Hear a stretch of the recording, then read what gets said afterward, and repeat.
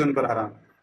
یہ بڑا اہم سوال یہ آپ بڑا نے اہم اٹھایا سوال ہے۔ یہ تو آپ پڑھ لیں، بخاری مسلم میں بھی یہ حدیث موجود ہے، ایسا نہیں ہے کہ شیعوں کے پاس لکھی ہے۔ اگر یہ صدقہ ہے تو اگر صدقہ یہ صدقہ تو پھر اہل بیت پر جی حرام اہل ہے۔ بیت پہ حرام ہے، اور سید دوسری پہ حرام بات ہے۔ یہ ہے کہ آپ کتنی بھی اہل سنت والجماعت کا ایک بڑا سخت اعتراض ہے کہ رسول اللہ صلی اللہ علیہ وآلہ وسلم کا جو یہ فدق کا معاملہ ہے، جو فدق کی پراپرٹی ہے، جسے جاگیر فدق بھی کہتے ہیں، باغ فدق بھی کہتے ہیں، دراصل یہ رسول اللہ کی ذاتی ملکیت نہیں تھی، بلکہ یہ فے تھا، اور فے جو ہوتا ہے وہ صدقہ ہوتا ہے، اور یہ جو پراپرٹی ہوتی ہے وہ ٹرسٹی لینڈ ہوتی ہے، جس پر حق جو ہوتا ہے وہ امت کا ہوتا ہے۔ بالکل آپ ٹھیک تو کر رہے ہیں۔ اس پر رسول اللہ صلی اللہ علیہ وسلم کا نہ کوئی ذاتی حق تھا۔ ہاں، اس سے جو فائدہ ہوگا اس اقرامہ میں اہل بیت بھی ہوں گے، مساکین بھی ہوں گے، مسافر بھی ہوں گے، انصار بھی ہوں گے، مہاجرین بھی ہوں گے، اور ان سے آگے آنے والے لوگ بھی ہوں گے۔ تو لہٰذا رسول اللہ کی ذاتی پراپرٹی قرار دینا اور پھر کہنا یہ سیدہ کو نام کر دی گئی تھی، تو اہل سنت کہتے ہیں یہ اہل تشیعوں کا باطل نظریہ ہے۔ اس حوالے سے آپ کیا کہیں گے؟ دیکھیں میری بات سنیں نا، آیت کے اندر واضح ہے کہ اس کے حصول میں تمہارا کوئی شیئر نہیں، نہ تم نے گھوڑے دوڑائے ہیں، نہ تم نے تلوار چلائی، یہ اللہ کا ہے، اس کے رسول کا ہے اور ان کے اقربا کا ہے۔ یہ بات واضح آیت کے اندر موجود ہے، تو اس کو ٹرسٹ کہنا یہ بہت عجیب سی بات لگی مجھے۔ کہ دوسری بات یہ کہ رسول اللہ صلی اللہ علیہ وآلہ وسلم پر تو صدقہ حرام تھا، ان کے آل پر صدقہ حرام تھا۔ اب آپ یہ بتائیں کہ آل رسول صدقہ کیسے کھائیں گے جو چیز ان پر حرام ہے؟ یہ بڑا اہم سوال آپ نے اٹھایا۔ یہ تو آپ پڑھ لیں، بخاری مسلم میں بھی یہ حدیث موجود ہے، ایسا نہیں ہے کہ شیعوں کے پاس لکھی ہے۔ اگر یہ صدقہ ہے تو صدقہ تو پھر اہل بیت پہ حرام ہے۔ اور دوسری بات یہ ہے کہ آپ کتنی بھی باتیں کریں تو میں یہ آپ سے کہوں گا کہ امیر المومنین کو بی بی فاطمہ الزہرا کو کیا یہ بات پتہ نہیں تھی؟ اگر ایسا ہوتا تو وہ ڈیمانڈ ہی کیوں کرتے؟ اول چیز یہ ہے کہ رسول اللہ، میں نے آپ کے سامنے عرض کیا کہ رسول اللہ صلی اللہ علیہ وآلہ وسلم، دیکھیں مذاق بات نہیں ہے کہ جب رسول اللہ صلی اللہ علیہ وآلہ وسلم چیزوں کو مبہم چھوڑیں گے تو کیسے کام بنے گا؟ رسول اللہ صلی اللہ علیہ وآلہ وسلم، ان کے اہل بیت اگر رسول اللہ کی باتوں سے، اللہ کے دین سے غافل ہیں تو پھر آپ سوچ لیں کہ آپ پورے دین اسلام پر سوالیہ نشان اٹھا رہے ہیں، رسول اللہ کی وصیت پر سوالیہ نشان اٹھا رہے ہیں کہ رسول اللہ جن کو اپنے بعد امت کے لیے راہ ہدایت چن رہے ہیں کہ اگر چاہتے ہو گمراہ نہ ہو تو میں تمہارے درمیان قرآن اور اہل بیت چھوڑے جا رہا ہوں۔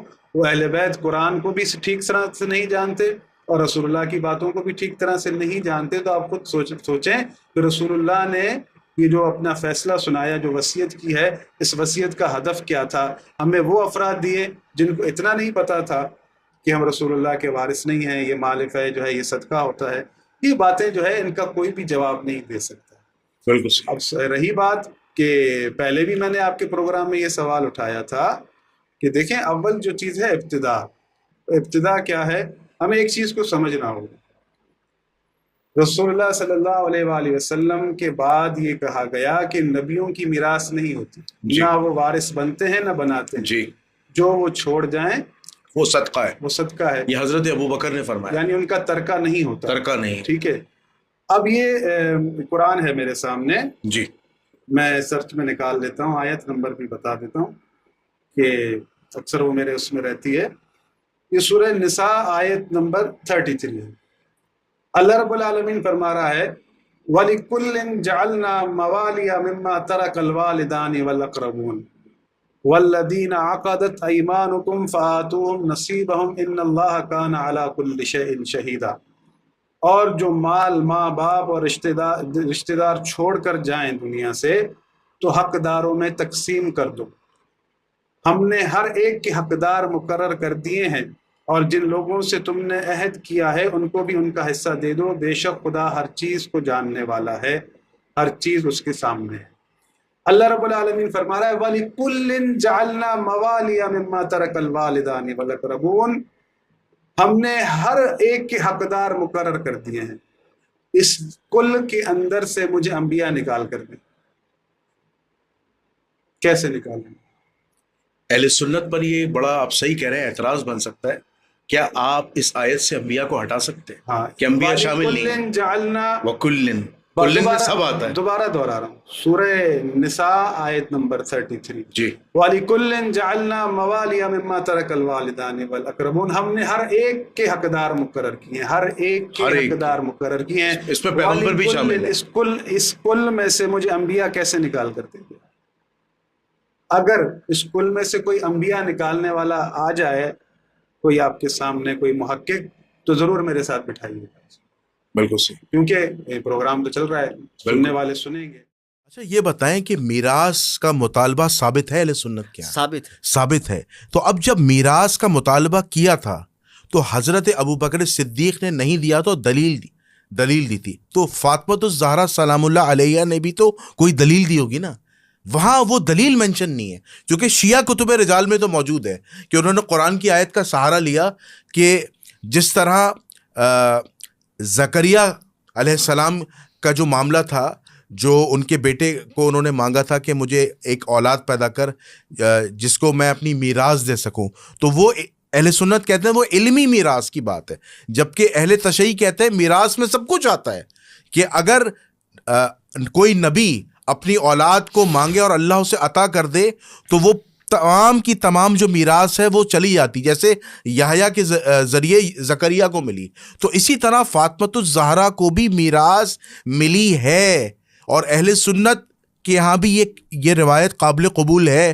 تو پھر ابو بکر نے میراث کیوں نہیں دی؟ یہ تو قرآن کے خلاف چلے گئے وہ. ٹھیک ہے, یہاں پر بھی وہی اصول ہے, روایات ہماری کتابوں میں بھی ہیں, میں نے اپنی کتاب میں شامل کی ہیں. سیدہ کی طرف سے جو جواب آیا ثابت ہی نہیں ہے. کون سا جواب؟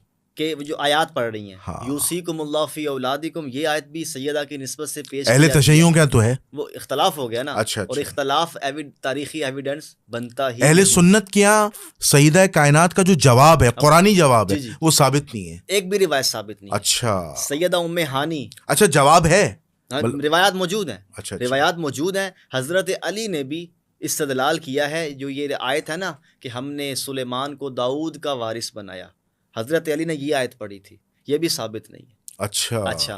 اس کے بعد حضرت فاطمہ نے غالباً یوصیکم اللہ فی اولادکم, اور حضرت ام ایمن کا وہ ہبہ والا واقعہ نقل کیا تھا کہ انہوں نے مجھے بتایا. اس میں سے کوئی بات بھی اہل بیت سے صحیح سند سے ثابت نہیں ہے. شیعہ مصادر کا مجھے علم نہیں, لیکن بات وہی تاریخی طور پر ہے کہ شیعہ مانتے ہیں, سنی نہیں مانتے, اور مصادر کے اندر اختلاف موجود ہے. تو یہ بات زن کی قبیل سے ہو جائے گی, قطعی حجت نہیں بن سکتی. تو سیدہ کا جواب کسی صورت ثابت نہیں ہے. البتہ اہل بیت اطہار کا شیخین کے فیصلے پر مطمئن ہو جانا ثابت ہے. اچھا. وہ روایت پیش کریں. وہ روایت میں پیش یہ کرتا ہوں کہ آپ یہ دیکھیں, جو خاموشی ہوتی ہے وہ آدھا جواب ہوتا ہے. اچھا. اور آدھی ہاں ہوتی ہے. آپ اردو زبان میں دیکھیں کہ ہمارے ہاں جب بفرض محال آپ کا کسی بات کو ماننے کو دل نہیں کر رہا, آپ منہ پھلائیں گے, کچھ نہ کچھ آپ باڈی لینگویج ہے کہ آپ اظہار کریں گے میں یہ بات نہیں ماننا چاہتا. لیکن بعض ایسی باتیں ہوتی ہیں کہ آپ کو وقتی طور پر وہ بات ناپسند ہے, جیسے تیسے بھی ہے, لیکن آخر کار آپ قبول کر لیتے ہیں, زبان سے اظہار نہیں کرتے. تو سکوت کو, اس کو الٹا کر لیں. آقا علیہ السلام کی نسبت سے سنی شیخ بات مانتے ہیں, حدیث تقریری. اچھا. کہ حضور کے سامنے کسی صحابی نے کوئی عمل کیا اور حضور نے خاموشی اختیار کی, تو وہ عمل بھی ثابت ہے. تو سکوت ہاں ہوتی ہے. اہل بیت اطہار سے حضرت ابوبکر اور حضرت عمر کے خلاف ایک جملہ بھی ثابت نہیں ہے تاریخی طور پر. میں سنی شیعہ مصادر کی ذمہ داری پہ بات کر رہا ہوں, اور جب میں یہ جملہ بولوں نا میرے منہج کے مطابق, ہم ایک اور پروگرام اجازت ہوگی تو کریں گے اصول تاریخ پر, اس پر مزید اہل علم کو آپ بلائیں کہ تاریخ ہوتی کیا ہے, تاریخی ایویڈنس کیا ہوتا ہے. شیعہ سنی مصادر میں حضرت ابوبکر اور حضرت عمر کی نسبت سے ایک جملہ بھی ثابت نہیں ہے ائمہ اہل بیت سے اور مولا کائنات سے, سیدہ کائنات سے, کہ فدق کے معاملے میں انہوں نے زیادتی کی ہے. میں خبر روایت کی بات نہیں کر رہا, سنی سنائی روایتیں ہمارے پاس بھی ہیں. معاذ اللہ وہ روایات ہی تو ہے, جلالی صاحب نے کہہ دیا تھا کہ معاذ اللہ سیدہ خطا پر ہیں, روایتی ہے. لا حول ولا قوت الا باللہ. وہاں پر یہ سنی منہج کو اڑا دیتے ہیں. تو روایات آپ کے ہاں بھی ہیں, ہمارے ہاں بھی ہیں, لیکن ایک بھی روایت اہل بیت سے ثابت نہیں ہے. ثابت نہ ہونا بتا رہا ہے کہ انہوں نے فیصلے کو مانا ہے. چلے میں آپ سے ایک بڑا اہم سوال کرتا ہوں. اہل سنت کیا, فرض کر لیں اہل سنت کیا, فرض کر لیں اگر یہ ثابت ہوتا کہ سیدہ کائنات نے قرآن کی آیت پڑھی، ٹھیک ہے، اور وہی آیت پڑھی جو نظریہ یہ تھا کہ زکریا علیہ السلام نے یحییٰ علیہ السلام کے لیے اللہ سے دعا کی، ان کو اللہ نے یحییٰ علیہ السلام عطا کیا بیٹے کی صورت میں، اور وراثت تقسیم ہوئی، جیسے کہ آپ نے کہا کہ سلیمان کو داؤد کے ذریعے وراثت تقسیم ہوئی۔ اگر یہ بات ثابت کر اہل سنت میں ہوتی تو آپ مجھے بتائیں کہ آپ جاگیر فدق کے معاملے میں حضرت ابو بکر صدیق کے ساتھ کھڑے ہوتے یا سیدہ کائنات کے ساتھ؟ ہم سیدہ کے ساتھ۔ اچھا، چونکہ دیکھیں نا، میں یہاں پر شیعہ علماء کی خدمت میں، نوجوانوں کی خدمت میں یہ عرض کروں گا کہ نیت کے محرکات طے نہ کریں، اہل بیت کی محبت کے ٹھیکے دار نہ بنیں۔ اللہ تعالیٰ جس کو بھی محبت اہل بیت کی چاشنی دے، اللہ دے سکتا ہے۔ ٹھیک ہے، فرعون کی گود میں موسیٰ پلا، واضح مثال ہے۔